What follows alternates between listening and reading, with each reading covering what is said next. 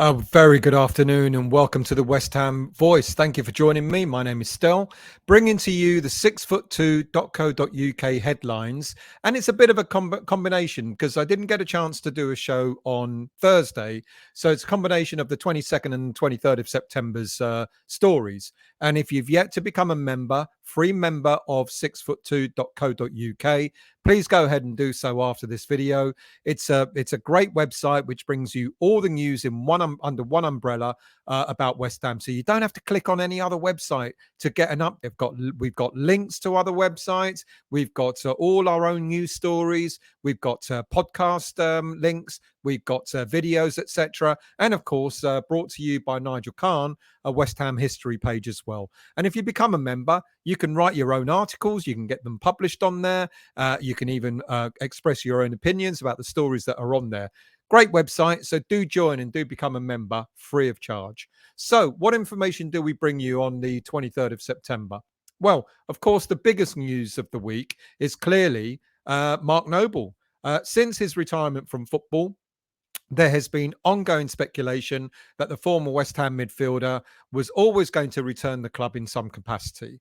And that return was realised when the club announced that a new role of sporting director had been created for him. Look, this was talked about throughout last season, that there might be a special role created for Noble. So it's absolutely fantastic that this is materialised.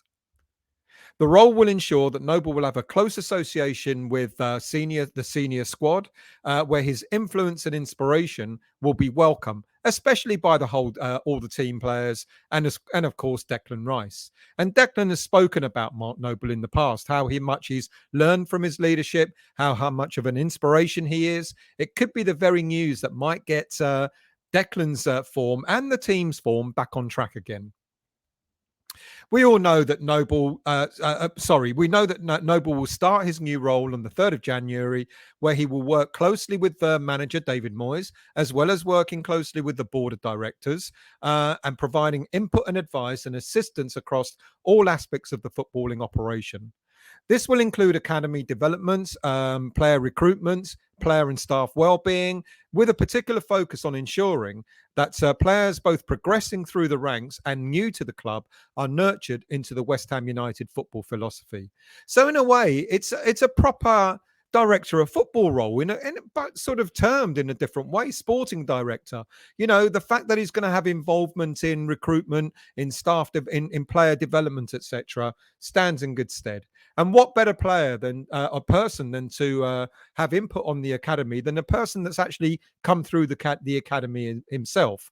It may result in some of our brightest prospects breaking through, but it will also perhaps provide these youngsters a sense of how to go about their footballing careers through the eyes of another footballer, a player that's been there, seen it, done it, rather than just through the eyes of their agents. You make of that what you want. Furthermore, for Noble to have an input in player recruitment will also massively help to recruit the right caliber of footballer at West Ham United. Noble said, "I'm really happy to be coming back. Can't wait to get started. I'd like to thank the club for giving me this opportunity. Great honour to take up this role at West Ham. Spent the last 24 years as a player, first in the academy, then in the first team. Obviously, he's got a deep knowledge and understanding of the club. And throughout his playing career, one thing that he strived for was always for constant improvement on and off the pitch. And that became even more important to him when he was named club captain in 2015. Now, in particular, the last 2 years of his playing career, where he was beginning to wind down, gave him a fantastic opportunity to really spend time educating himself, gaining a greater knowledge and understanding of the way football works, not only in front of the scene, but behind the scenes as well. And he's talked about the club making fantastic strides moving forward, and he's really looking forward to coming back at such an exciting time in the club's history. One of the first things that Mark Noble might be involved in is the recruitment of this player. Bono, as he's nicknamed, plays for Sevilla. And his name is Bunu, but he's called Bono. It plays for Sevilla, and apparently he's got a clause in his contract, a release clause of over £40 million. 31-year-old Moroccan international. Has been only with Sevilla only for a season, but his efforts so far have been noted at clubs around Europe. And despite having a couple of years left on his contract, apparently we can get him, of course we can, for a much lower fee than £40 million. Look, we need a replacement for Lucas Fabianski, and maybe a lot of fans believe that Alphonse Areola is a perfect number one replacement, but competition for the goalkeeping spot may not be a bad thing. And there's talk about perhaps we making a move for Bono in the January transfer window. Next up is Mikhailo Mudryk. He's the third Ukrainian that we've been linked to, the Ukrainian international that we've been linked to in the last 3 weeks. After recent stories reportedly linking us to Atalanta's Ruslan Malikovsky, as well as Dynamo Kiev's Viktor Tsigankov, apparently we're now keeping tabs on Mudryk as well. Apparently, we had scouts that went to the international game between Scotland and Ukraine to watch Mudryk in action. The 21-year-old attacking midfielder who plays for Shakhtar Donetsk certainly has drawn a lot of attention this season, especially in his role in the Champions League, where he scored a goal in the 1-1 draw against Celtic, and he scored a goal in the 4-1 win against RB Leipzig. He also assisted in 2 goals in that game. Mudryk, he developed through the Shakhtar youth ranks, has gone on to make 31 appearances for the senior team so far, scoring a modest 4 goals, but an assisting in 12. He's contracted with the club till 2026 and is valued anything up to £20 million. And that leads me on neatly onto a potential, what I've called it as, a squad rebuild phase 2. Now, we saw what happened in this summer transfer window, where a number of players had left because they were at the end of their contracts, and we signed eight players to the tune of around £170 million. Now, despite this outlay, this could be regarded as just phase 1 of a squad rebuild. At the end of this season, there are 10 players in the current squad who will be at the end of their contracts. They include Fabianski, Creswell, Randolph, Soufal, Lanzini, Dawson, Ogbonna, Masuaku, Coventry, and Harrison Ashby. But also, there's a further 6 players on top of that who will be in the last year of their contracts, including Declan Rice, Pablo Fornals, Thomas Soucek, Mikel Antonio, Ben Johnson, and so on. So of 16 players in total, some of them have got extension clauses in their contracts, and I dare say 1 or 2 of them will have those clauses triggered. For example, Lanzini has got an extension of 2 years. I think Connor Coventry, another year, and various other players as well. However, it's fair to say that despite that, we're still going to be looking at a substantial number of players having to come into the team in order to make up the shortfall. There's a lot of speculation that this could be Declan Rice's last season, regardless. So there are players not only who are at the end of their contracts at the end of this season, but also players like Declan, like Fornals as well, for example, that maybe because they'll be in the last year of their contracts, West Ham United will either want to extend those or move them on at a price before they allow them to leave for nothing. So get ready for a phase 2 rebuild. Will we have the same situation as we have now, where it takes quite a bit of time to settle those players in? Time will tell.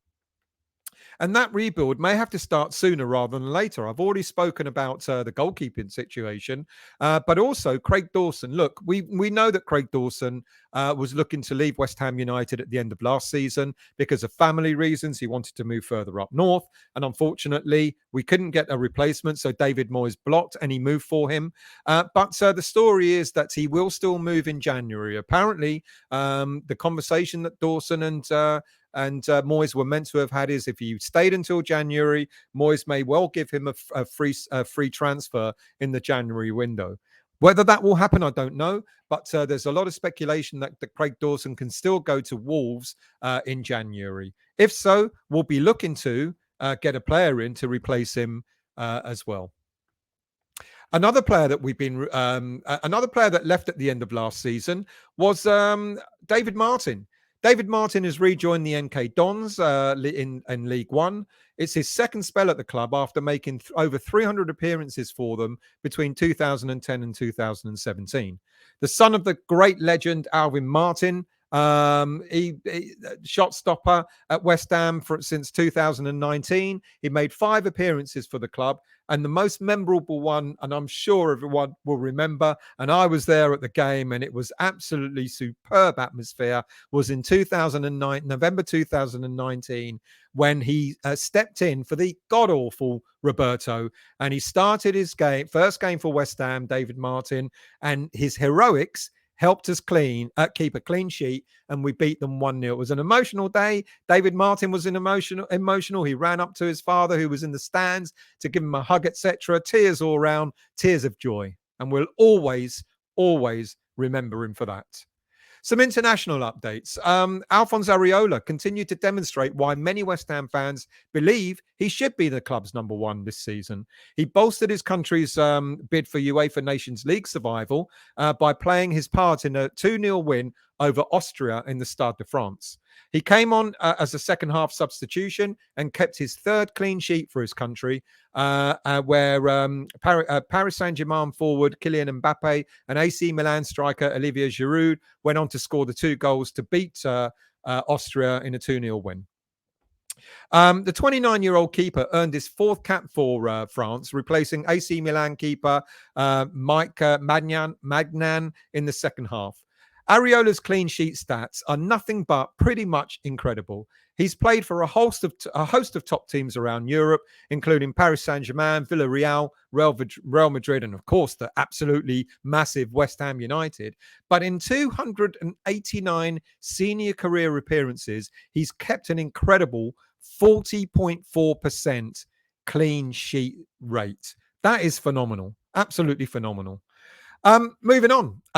David Moyes might want to have a good look and a close look at what happens in the game between England and Italy tonight, because Roberto Mancini, Italian manager coach Mancini is looking at the potential of changing his formation to a 3-5-2, where up front Gianluca Scamacca will be replacing Ciro Immobile, who's currently out injured.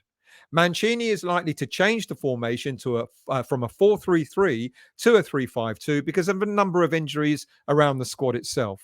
It'd be interesting to see how Scamacca does when he's got players in attack to support him. David Moyes, keep a close eye. Furthermore, Thilo Kehrer is being considered to be club captain. Thilo Kehrer is considered to be the captain of German team in the forthcoming Nations League games. The 26-year-old is an established national player, having made 20 appearances for his country so far.